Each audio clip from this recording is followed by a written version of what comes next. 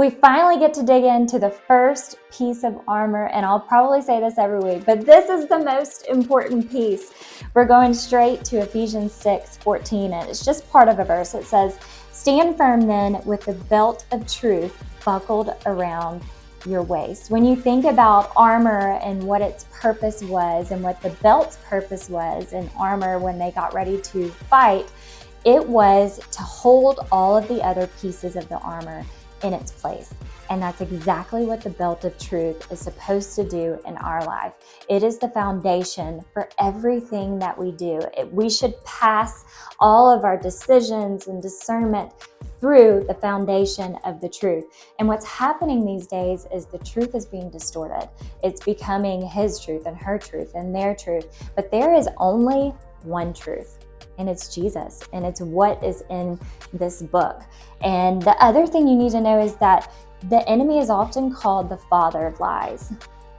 He's really good at throwing untruth our way, but disguising it as truth. When you think about Jesus and how he was tempted in the wilderness, the enemy quoted scripture. So he knows scripture, but he twisted and distorted it in a way that was not what God had intended by those words. And he does the same thing in our lives. And so if we are going to fight the enemy of lies, then we have to fight it with the truth and the only truth.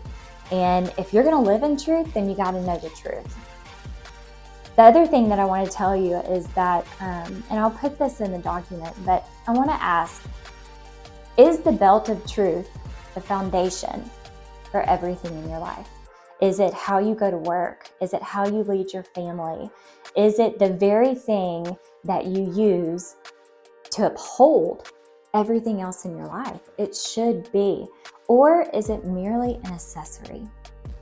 Or is it just something fashionable that you put on when it's convenient?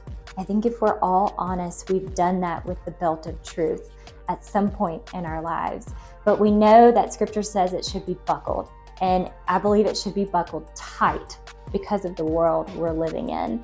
Next week, we're going to talk about the breastplate of righteousness. Definitely keep following the website and emails as I continue to learn more for myself and then share some of the things and messages that God has given me. I hope you have a wonderful week. I am praying for you as we all buckle tight and hold on tight to that belt of truth.